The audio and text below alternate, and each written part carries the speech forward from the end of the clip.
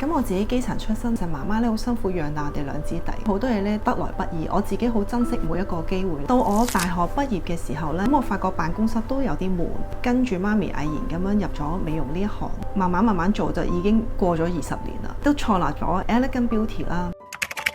我哋主要嘅顧客咧係啲專業嘅女性同埋要求非常之高嘅客戶。咁我哋其中有一個特色，我哋嘅美容師咧考取一個國際嘅美容證書，受過一啲專業嘅美容訓練，先入到嚟我哋工作嘅。我哋嘅行政上面咧係唔可以 sell 客啦，只要我哋係專注做好個服務啦。每次客人嚟到咧，我哋都希望佢係好安靜啊，好安心，係好舒服嘅環境接受服務。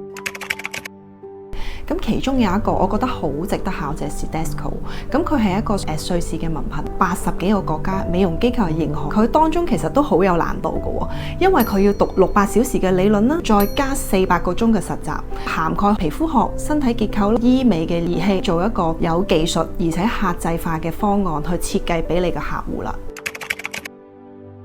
咁我哋嘅強項咧係做身體痛症同埋一個全面嘅皮膚管理。咁就算一啲好難處理嘅個案，有信心處理得到嘅。如果你係非常高要求，你又想慳時間，又想揾專業嘅幫手咧，歡迎嚟揾下我哋。咁我自己有個信念，我希望就算個客人識咗幾耐都好啦，自己保持住一個初心同埋熱誠，做到最好，堅持嗰個服務，堅持咗20年係唔容易嘅。好感恩有一班客，因為呢個對我嚟講係一份使命。